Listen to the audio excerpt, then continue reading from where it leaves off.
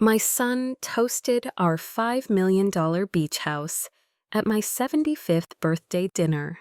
He lifted his champagne in my dining room under the chandelier I'd installed myself and smiled like he owned the ceiling. "Here's to Mom," he said, "and to our Malibu house. Jessica and I can't wait to start the renovations." Glasses chimed, candles hissed, and threw warm light across the cake.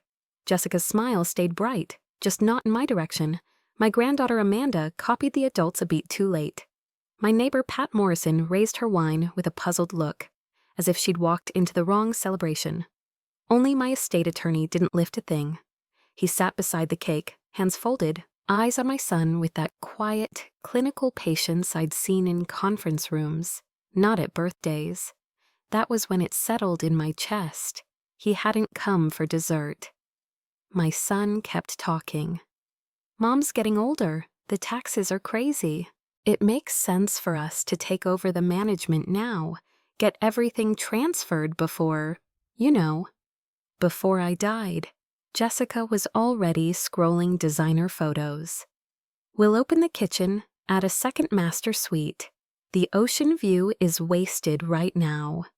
I watched them redesign my life in the past tense while I still held the knife to cut my own cake.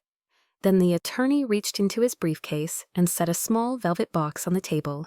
When he flipped it open, the room went silent, but I should explain how we got there, how my helpful son became my warden. 3 years earlier, my husband Richard had suffered a heart attack in our kitchen. 48 years of marriage ended in 6 minutes and a siren that faded down the street without him. The house stayed the same size, but everything inside it suddenly felt too quiet. Michael drove down from Orange County the next morning with a sympathy card already addressed to the insurance company and a laptop balanced on his knee. "Mom, you shouldn't have to deal with legal things while you're grieving," he said.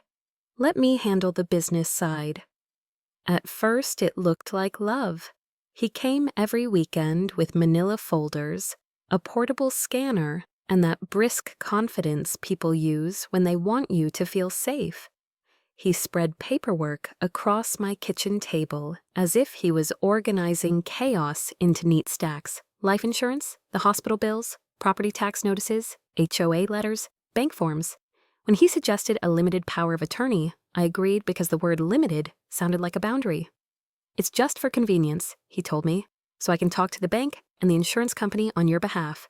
You know how these places are with privacy laws." The notary arrived on a Tuesday morning in October 2021.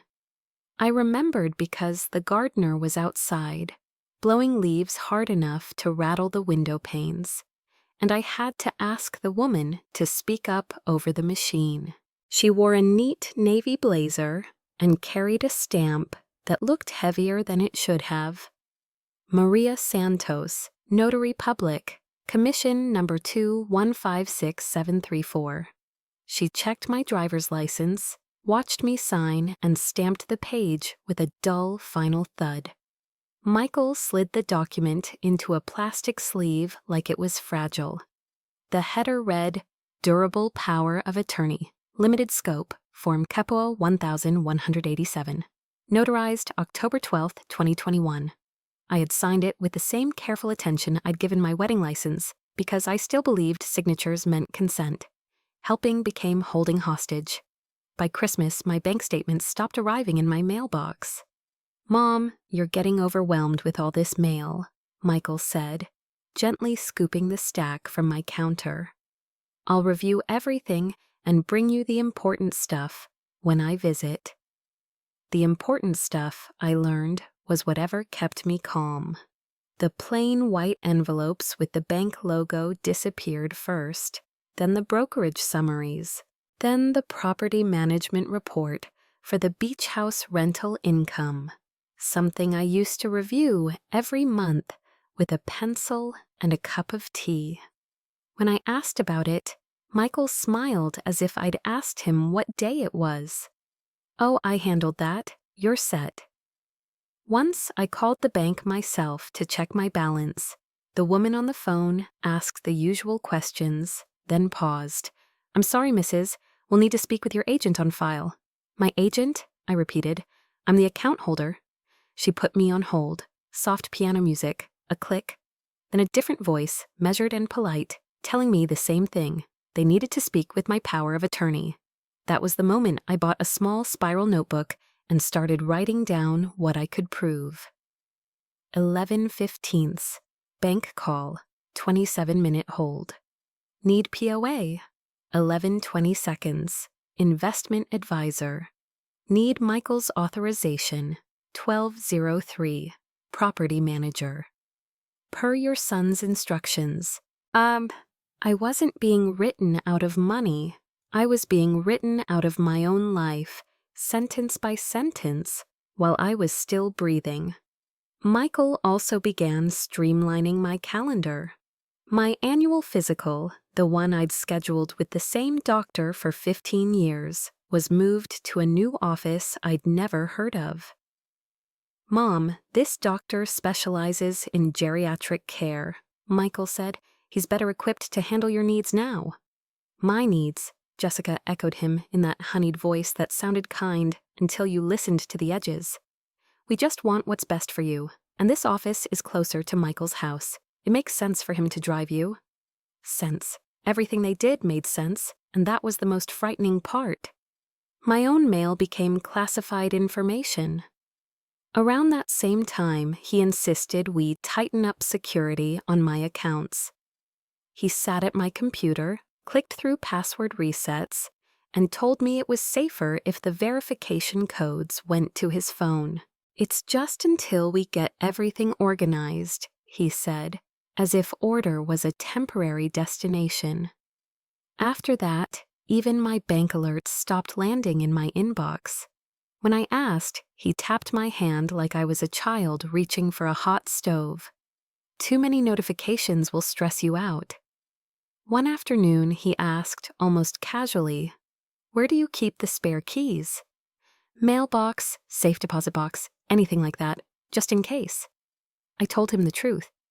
2 days later, the spare mailbox key vanished from my ring, and I blamed myself for misplacing it. I didn't understand yet that losing things was part of the plan. And if you've ever felt like the unpaid manager of your own life while someone else makes the decisions, you know exactly how invisible you can become in your own home. The isolation came next, so gradually I almost missed it. Michael started with my Tuesday bridge club. "Cards 3 times a week?" he said, as if he was counting pills. "Don't you think that's a bit much?" "Pat called here at 9:30 last night about some tournament. You need your rest." Pat Morrison had been my neighbor for 8 years and my bridge partner for 5. She was 71, sharp as a tax attorney, and she had never called past 8 o'clock in her life. But suddenly, in Michael and Jessica's version of reality, Pat was demanding and inappropriate. "She's taking advantage of your generosity," Jessica added. "How many times has she asked you to drive her places?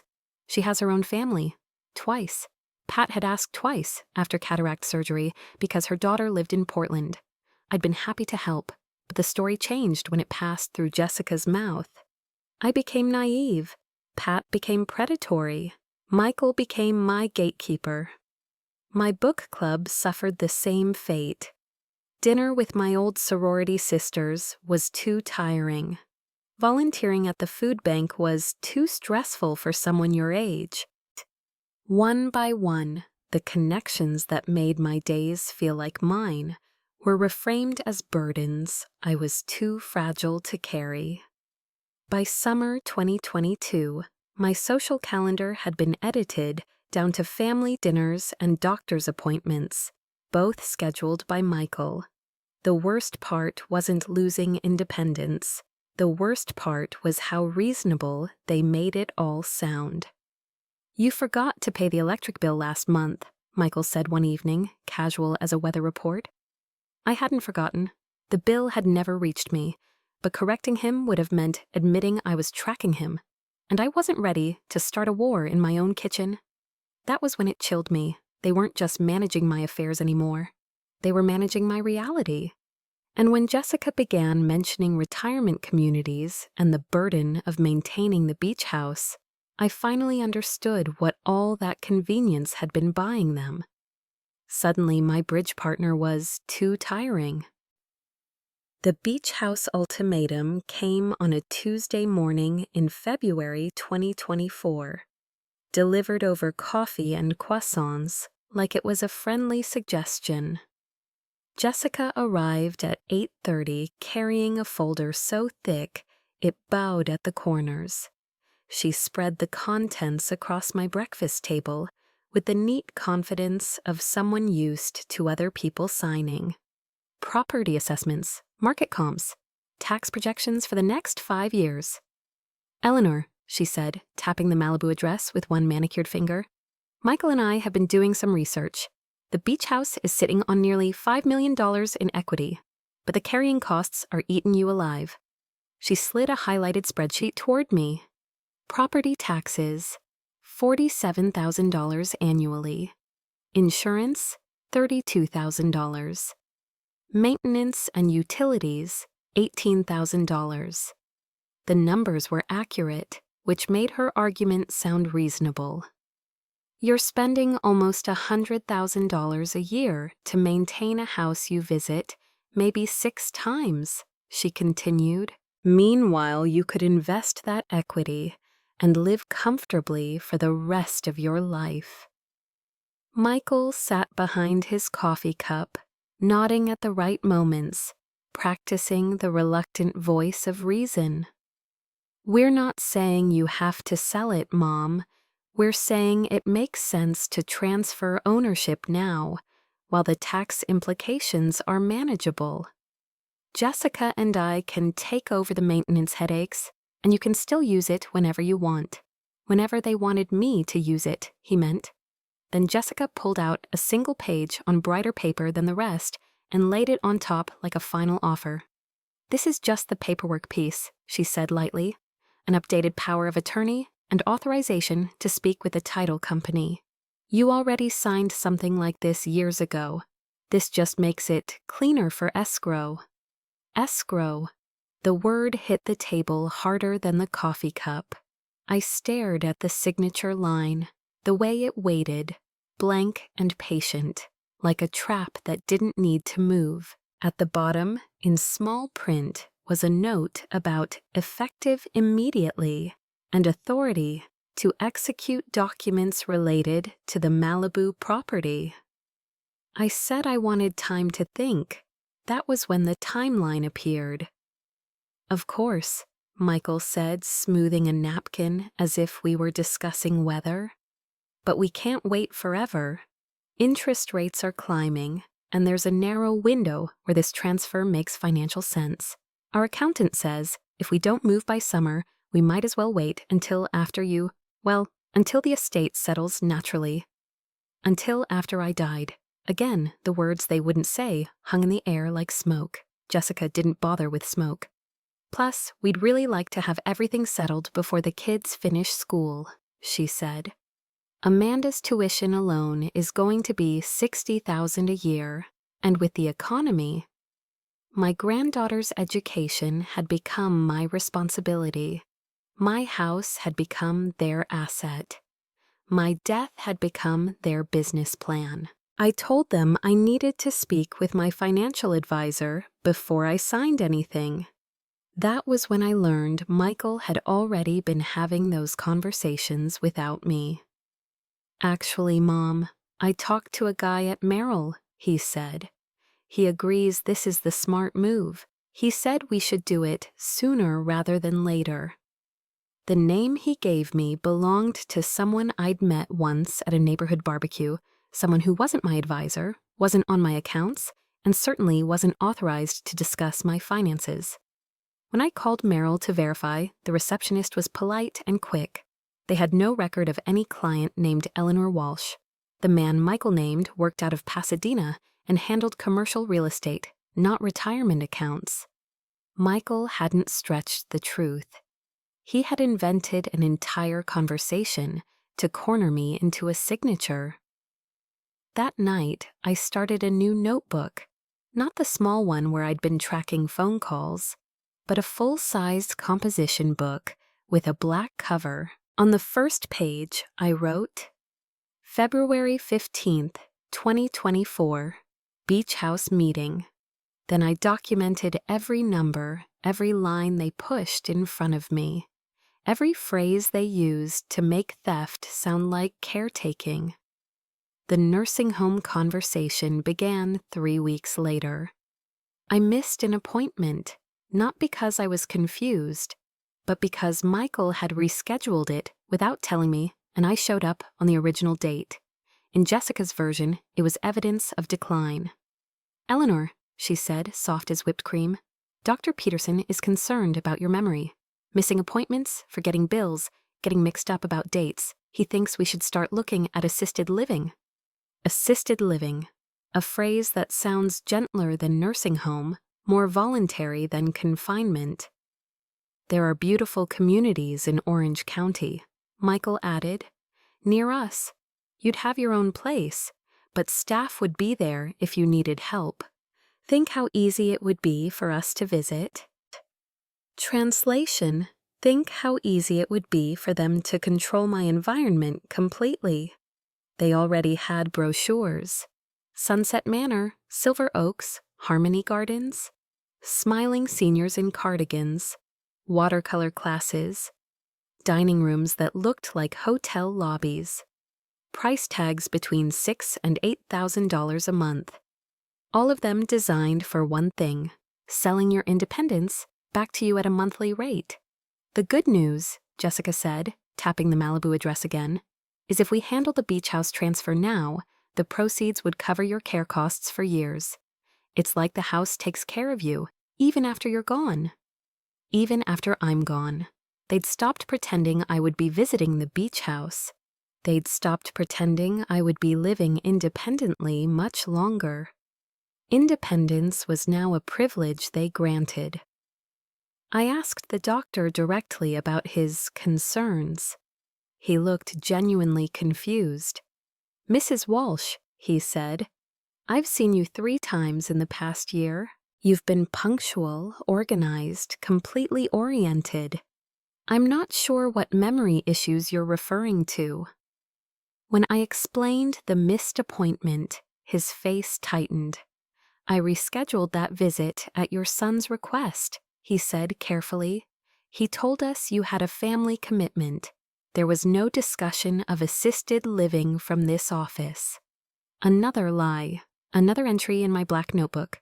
When I confronted Michael with what the doctor had actually said, he didn't apologize. He didn't retreat. He simply adjusted the story. "Mom, the doctor is trying to be polite," he insisted. "He doesn't want to hurt your feelings, but Jessica and I see you every week. We can see the changes." "What changes?" "You're anxious," he said. "You ask the same questions. You seem confused about business matters that used to be simple."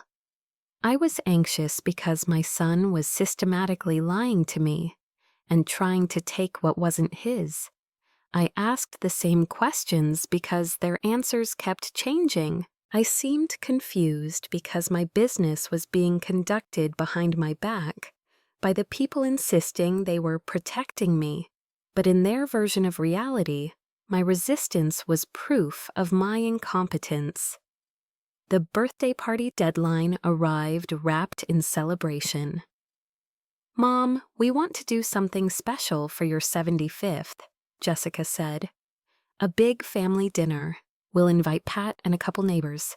We'll make it lovely." Michael smiled. "And we can finalize the Malibu paperwork then. Make it official. No confusion later about what you wanted." No confusion later about what they wanted, she meant. My 75th birthday was their business deadline.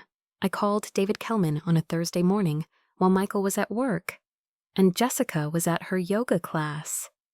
I didn't use the house phone.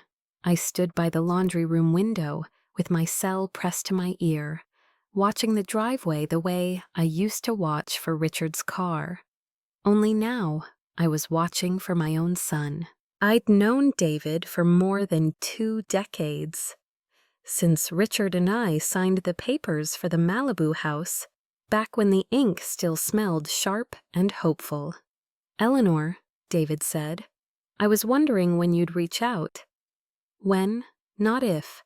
I told him everything, but I forced myself to do it like I was giving testimony, dates, actions, exact phrases. I read from my black notebook in a voice that tried not to shake. The convenient power of attorney, the mail that stopped arriving, the way my calendar became theirs. The Malibu ultimatum, delivered over pastries like a favor. The assisted living brochures that appeared the moment I asked for time to think. The lie about a financial advisor who didn't even handle accounts like mine. David didn't interrupt. He let me speak until my throat went dry. Then he said something that turned my fear into something sharper. "Eleanor, what you're describing has a legal name: financial elder abuse. In California, it isn't a family misunderstanding. It's a crime. Crime." I sat at my kitchen table afterward and stared at the wood grain I'd cleaned with lemon oil for years, as if the pattern might rearrange itself into a way out. The refrigerator hummed. The clock ticked. My house sounded normal, and that normalcy made the betrayal feel unreal. "The good news," David continued, "is that Richard was careful, and you're not powerless. You just need to stop letting them control the information." He laid out a plan in plain language, no lecture, no drama, procedure, steps. First, revoke the power of attorney properly, in writing, and notify the institutions that mattered. Second, create a paper trail that showed pattern, intent, and coercion, without me ever having to raise my voice. Third, restructure my estate so control stayed with me while I was alive, and so any attack on my capacity backfired. I asked about proof, about what counted. David's answer was simple. Receipts, not emotion, paper, dates, copies, witnesses. I admitted I'd been tempted to record the way they talked about me when they thought I was too tired to argue. David paused, just long enough to let me know this part mattered. "If you record someone, you need to do it the right way, Eleanor. California takes privacy seriously. Don't hand them a technicality. Build your evidence so it stands up, even if someone hostile tries to tear it apart." So I did what he suggested instead. Every time Michael and Jessica made a helpful claim, I followed up in writing. I kept my tone bland on purpose, so bland it couldn't be accused of drama. I'd send a calm text, just to confirm, "Today, you said you want the Malibu house transferred into your names before my birthday dinner, correct?" Or an email, "Per our conversation, you believe Dr. Peterson recommended assisted living. Please forward the written recommendation from his office so I can review it." Most of the time, they didn't respond. But silence could be a receipt too. And when they did respond, it was worse, because it came in their own words. Little admissions wrapped in sweetness. One night, Jessica replied, "We're only doing this because you're overwhelmed and we love you. It makes sense for us to manage things now." I screenshot it before I even breathed out. I started photographing every document Michael brought into my home, before he touched it, after he left, close-ups of handwriting, close-ups of any line that named him. I photographed envelopes too, the ones that arrived opened, the ones that never arrived at all. On March 15th, I photographed a quitclaim deed template for the Malibu house, filled out completely except for my signature. My $5 million property was being handed over for $10. I didn't sign it. I didn't even argue. I took the photo, filed it, and made tea. The banking evidence was uglier. When I requested statements connected to my social security number, the list included accounts I hadn't opened. My name, Michael's access, my life arranged like a filing cabinet he thought I'd never open. A direct deposit from the beach house rental manager landed in an account I didn't recognize. Month after month, a neat stream of money moved without ever touching my hands. I began to notice smaller things too, the kind of details that don't matter until they do. Jessica commented one afternoon that my printer ink was running low. I hadn't mentioned printing anything. Michael asked casually whether I still had that spare key to the mailbox and any other keys that might get lost. The questions sounded innocent. The timing didn't. I wrote those down as well, because discovery was its own ticking clock. Every Friday at 2, I met David in his office when Michael believed I was at the library. David reviewed my notes and copies the way a surgeon reviewed scans, quietly, precisely, already thinking 3 steps ahead. "This is a pattern, Eleanor, and patterns are persuasive," he said. "But if you want this to end, you need to take control in a way they can't talk their way out of." That's when he said it. "Your birthday dinner. They want an audience. They want social pressure. Fine. We'll give them something stronger than pressure." I asked what he meant. He looked at me the way he used to look at Richard when the two of them played poker, and someone got cocky. "We do it publicly," David said. "We let them perform, and then we introduce the paperwork that proves who has the power." "How?" David smiled, small and humorless. "We use a velvet box." He said it like it was nothing, like it was just a prop, but my skin prickled anyway, because I could already picture the table going quiet. "The box isn't jewelry, Eleanor," he said. "It's a key, literally and legally, a safe deposit key, and the documents that go with it. Enough to make them realize they've been planning their theft in front of witnesses." Witnesses, plural. He recommended Pat Morrison for a reason. Pat wasn't just my neighbor. Pat had spent decades in banking. She knew what coercion looked like when it wore a polite smile. If Michael tried to rewrite the night later, Pat would remember the exact words and the exact order. And if anyone needed to swear to what happened, Pat's credibility would land heavier than my heartbreak. David also warned me not to wait for the party to start taking steps. "We'll draft the revocation, we'll prepare notices, we'll set up the structure that protects you," he said. "The party is the moment they learn, not the moment we begin." Before I left his office that day, he asked me one question that made my stomach drop. "Do you have the originals?" he said. "Not copies, not photos, originals." I realized I didn't know anymore. I knew where Richard used to keep them. I didn't know if Michael had already been in those drawers. David told me we'd create an inventory, every deed, every policy, every account statement, and move what mattered somewhere my son couldn't organize away. A tiny object, a loud truth, and my birthday dinner, my deadline, was about to become theirs. He suggested the velvet box himself. While Michael and Jessica planned my 75th birthday dinner, I planned something they hadn't accounted for. Not a fight, a record. My attorney gave me a simple rule. If they were going to claim I couldn't make decisions, then my best defense was paperwork that proved I could. Paperwork created by people who didn't know my son, didn't owe him, and couldn't be charmed by Jessica's concerned smile. The first step was capacity, done cleanly and independent. He referred me to a geriatric specialist who performed formal cognitive and financial capacity evaluations for elder abuse cases. She didn't speak to me like a fragile grandmother. She spoke to me like a witness. We went through memory, logic, and money questions. Real ones, not riddles.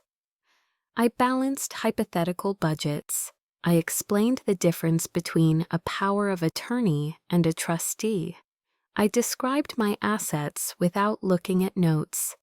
When she finished, she signed a short letter on her letterhead and handed it to me. "Mrs. Walsh," she said, "you're oriented, consistent, and financially capable. If anyone is suggesting you can't understand your affairs, this documentation will contradict that." I left her office with my shoulders lower than they'd been in months.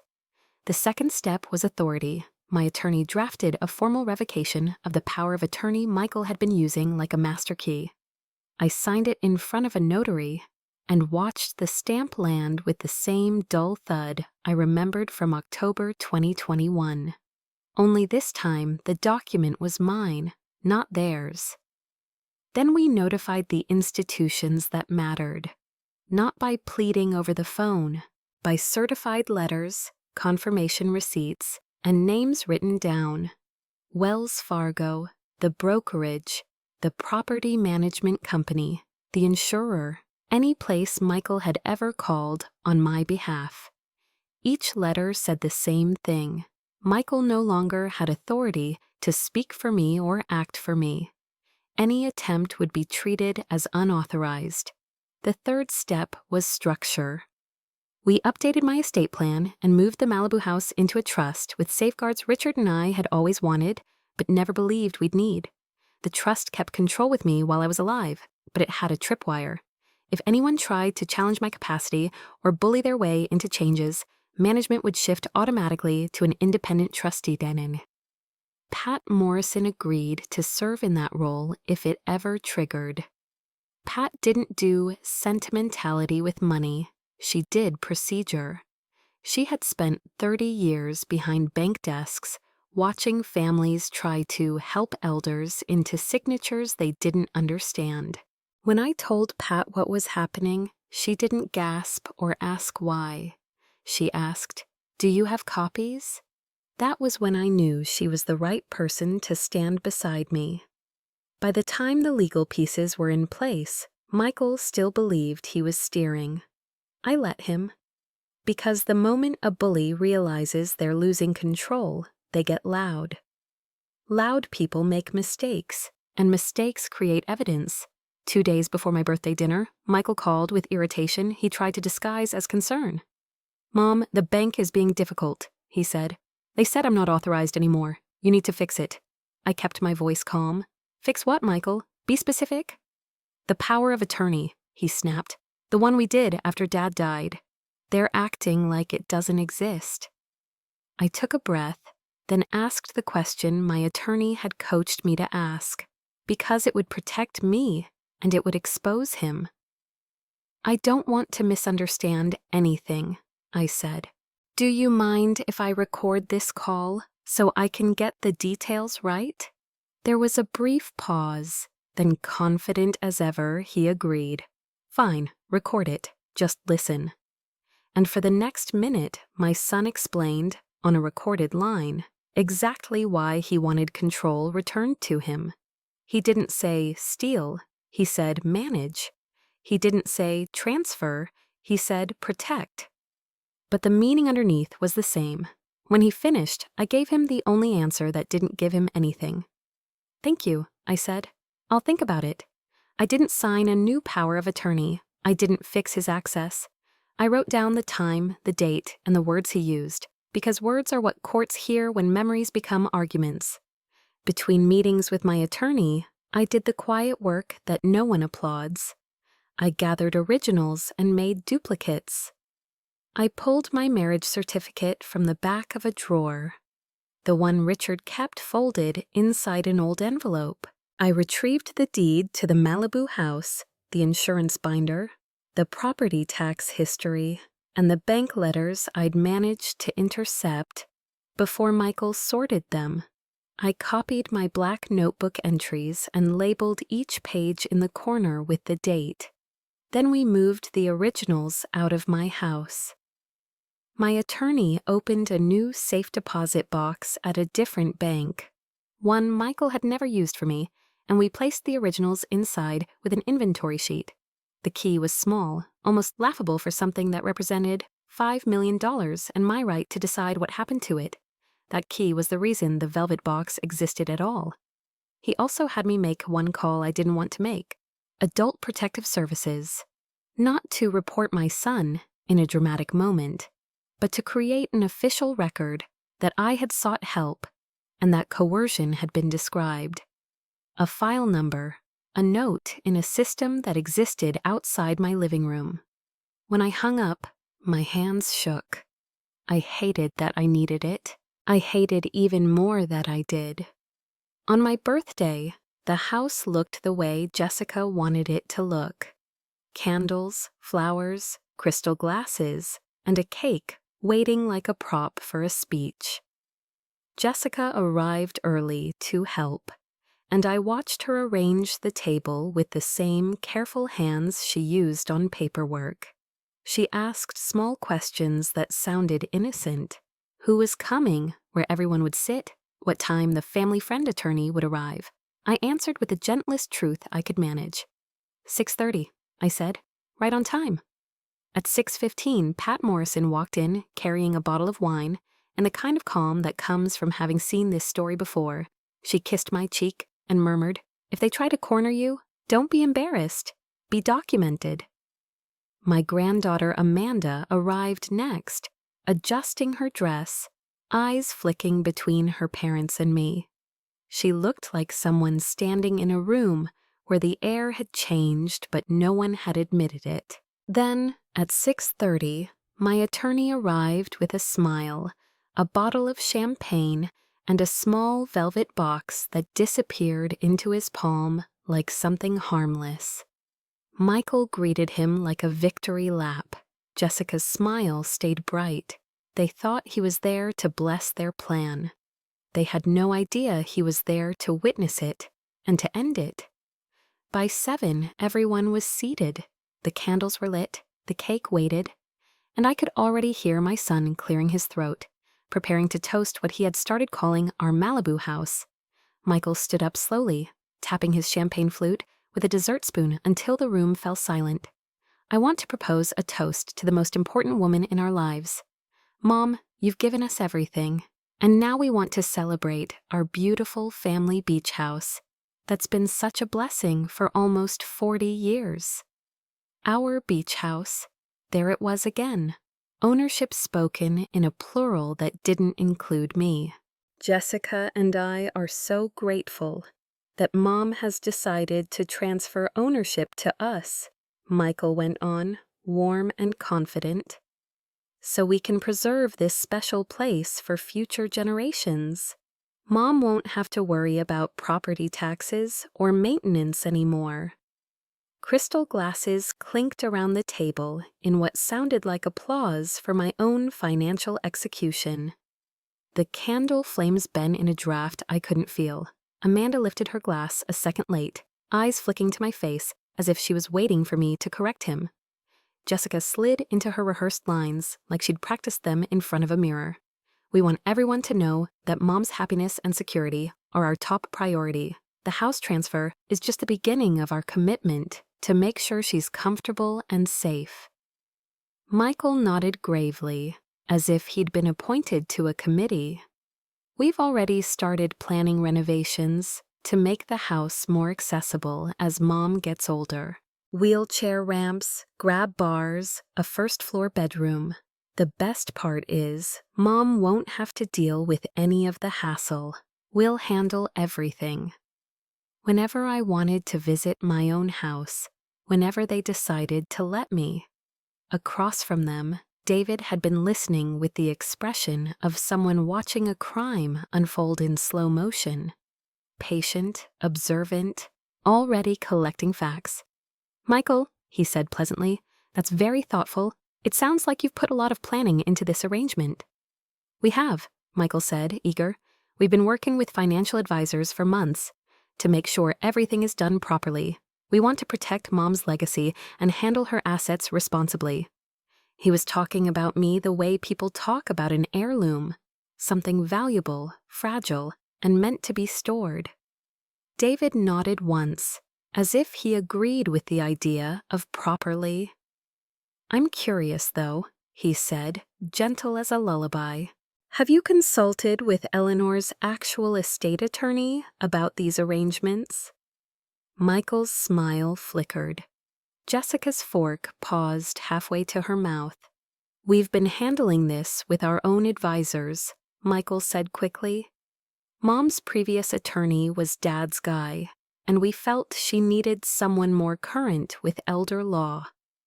David's eyes didn't change, only his voice did, slower, cleaner. "That's interesting," he said, "because I'm still Eleanor's attorney. I've been handling her legal affairs for 23 years, and I wasn't aware of any property transfer arrangements." Silence spread across the table like spilled wine. Jessica stopped fussing with plates. Pat Morrison leaned forward, the way a banker leans forward when a customer says, "The numbers don't add up." "Of course, David," Jessica said, too bright. "We were planning to bring you in once we finalized the details. This is just the family discussion phase." "Perfect," David said.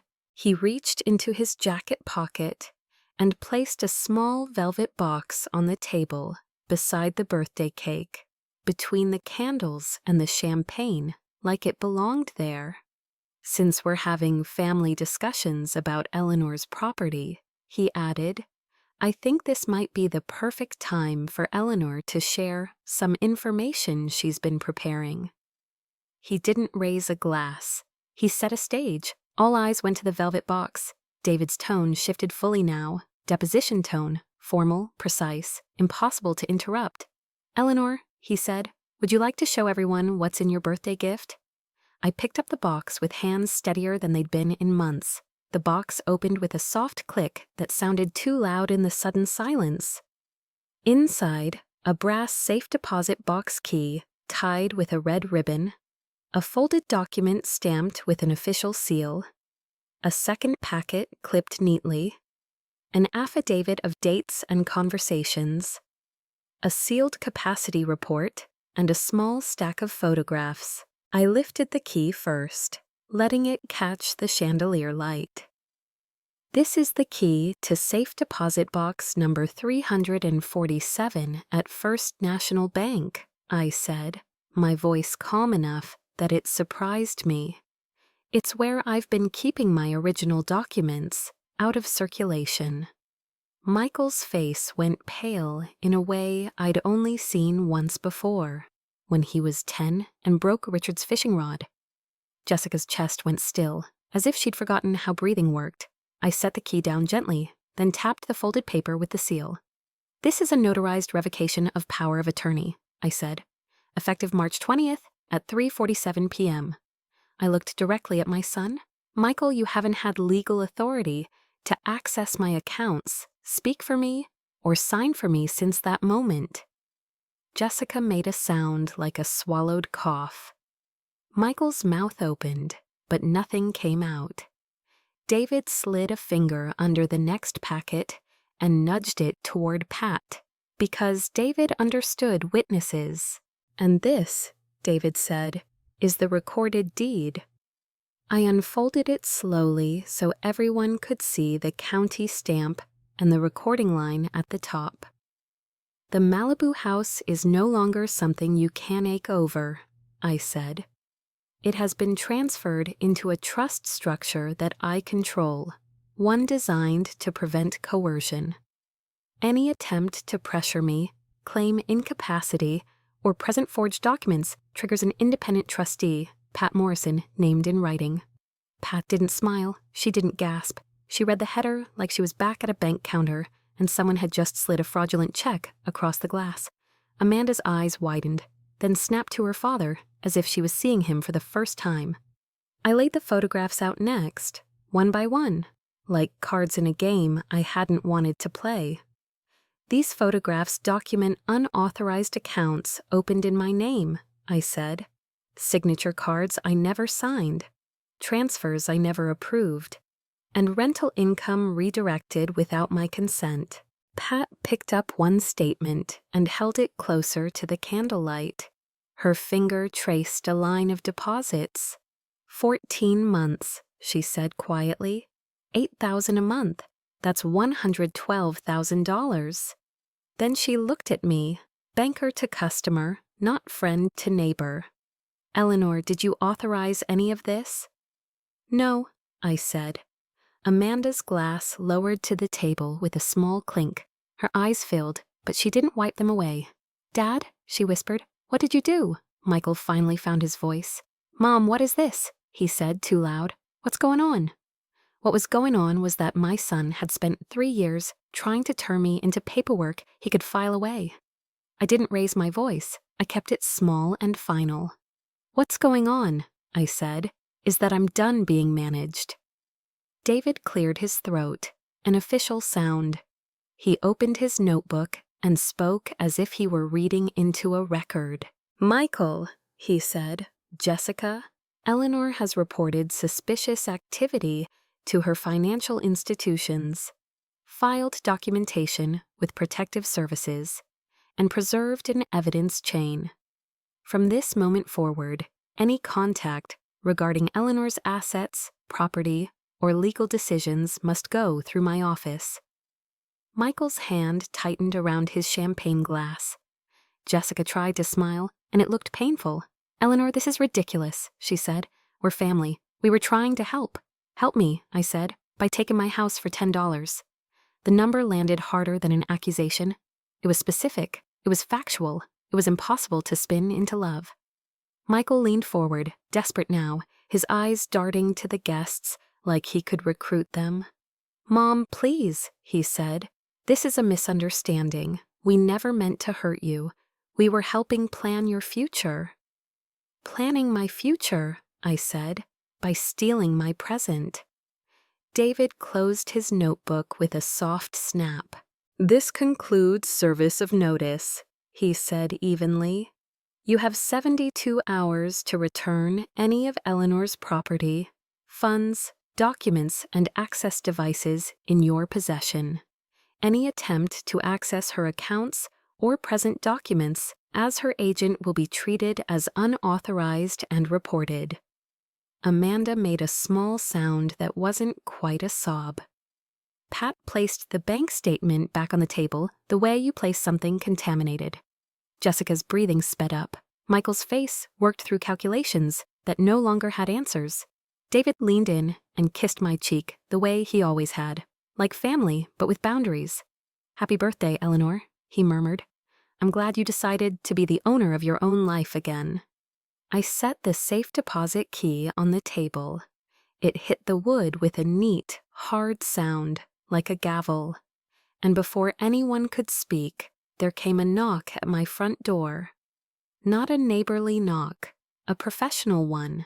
The silence after David finished his notice stretched across my dining room, broken only by Amanda's quiet crying and Jessica's too fast breathing. Michael stared at the manila envelope, like it might make the words inside disappear. Jessica tried damage control first. "Eleanor, this is a terrible misunderstanding. We never intended anything wrong. We were trying to help you plan for the future." "Help, as if stealing my house could be repackaged as a favor." "We can fix this," she said. "Return everything, cancel the paperwork, pretend this never happened." I kept my hands folded on the table. "Paperwork is evidence now, Jessica. You don't cancel evidence." Michael leaned forward, face flushed. "Mom, we're family. We can work this out privately, without lawyers, without making a scene. Privately." After 3 years of managing me like a file folder, now he wanted privacy. "Think about Amanda," he added, reaching for the oldest lever.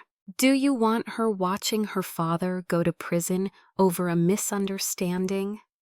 Amanda stopped crying. Her eyes lifted, clear, steady. "Dad, stop making Grandma feel guilty," she said. "You planned to take her house. You said it out loud." At that moment, a knock sounded at my front door. 3 firm taps, a pause, then 3 more. Not neighborly, professional. When I opened it, a man stood on my porch with a clipboard and an envelope. "Eleanor Walsh?" "Yes." "I'm here to serve legal notice." Neutral voice, neutral face. He extended the envelope like a fact. I took it. The paper felt heavier than it should have. Behind me, Jessica whispered, "What is that?" I read the heading under the porch light. "Cease and desist. Return of property and funds." Preservation of records. Not a threat. Procedure. When I walked back into the dining room, Michael was half standing, as if he could block the words. "What did you do?" he asked. I held the envelope up. "I stopped letting you do it." Jessica grabbed her phone and swiped hard. My card isn't working. Pat's voice stayed flat. Banks restrict access when fraud is flagged. They verify identity and signatures before restoring anything. Our accounts, Jessica snapped, then corrected herself too late. Our money. Use money you earned, I said. Calm was the only weapon that didn't leave fingerprints. Michael tried one last appeal, quieter now. If you push this, our relationship will never recover. Is that what you want? To destroy family over money? Over money, reducing 3 years of coercion to a disagreement about numbers. Our relationship was destroyed when you started forging my signature and intercepting my life, I said. I'm ending the theft. Amanda stood abruptly. Mom, Dad, stop. Her hands shook, but her voice didn't. Grandma caught you stealing, and you're acting like she's cruel for protecting herself. It's disgusting. She crossed the room and hugged me, tight, like she was trying to keep me from being moved again. Pat slid her chair back. Eleanor, I should go, she said. But if you need banking documentation or a witness statement about tonight, call me. Michael and Jessica gathered their things with stiff, defeated movements. Their celebration had turned into a confession with a paper trail. At the door, Michael turned back, eyes hardening. This isn't over, he said. We'll fight this. I nodded once. Please do. Fighting means records, oath, truth. The door closed with a soft click. I didn't cry. I cleared the table. The crystal glasses that had toasted my funeral in advance belonged to me. The cake server belonged to me. The house, deeded in my name, belonged to me. And the next morning, I proved it the boring, beautiful way. At the bank, I took a number from the little red machine and sat in the waiting room while a printer coughed out official notices. When my number flashed, the compliance officer didn't ask about feelings. She asked for identification. For your protection, she said, we're removing all prior authorizations, issuing new signature cards, and updating access protocols. She slid forms across the desk. New PINs, new passwords, new 2-step verification, a list of every account where Michael's name had been attached like a parasite. I signed my name on clean lines under bright lights with no one hovering over my shoulder. When I walked out, the bank's receipt paper was warm in my purse, proof that the system recognized me as the only adult in charge of my life. Back home, I turned my own key in my own lock. The click sounded ordinary until I realized it had been missing. I made coffee, and when the mail slot snapped open at noon, the envelopes were addressed to Eleanor Walsh. Not care of anyone, not routed through anyone, just me. 72 hours, David had said. By Thursday, they would either return what they'd taken, or the next knock wouldn't be for me. 3 months after my 75th birthday party, I woke up in my own house with my own schedule. The legal part didn't end in one dramatic night. It turned into forms, reference numbers, and meetings where no one cared about tiers, only dates and signatures. My accounts were reissued under new access rules, and the beach house income flowed into an account Michael had never seen. Michael and Jessica's attorney contacted David's office with what sounded like concern, and what was really containment. They agreed in writing to return every original document and key they'd stored for safekeeping. They also signed a no-contact order, communication only through David, while the restitution plan was being finalized. The most important change wasn't legal, it was personal. They started asking instead of assuming. Michael requested visits through David like he was applying for permission, not claiming a right.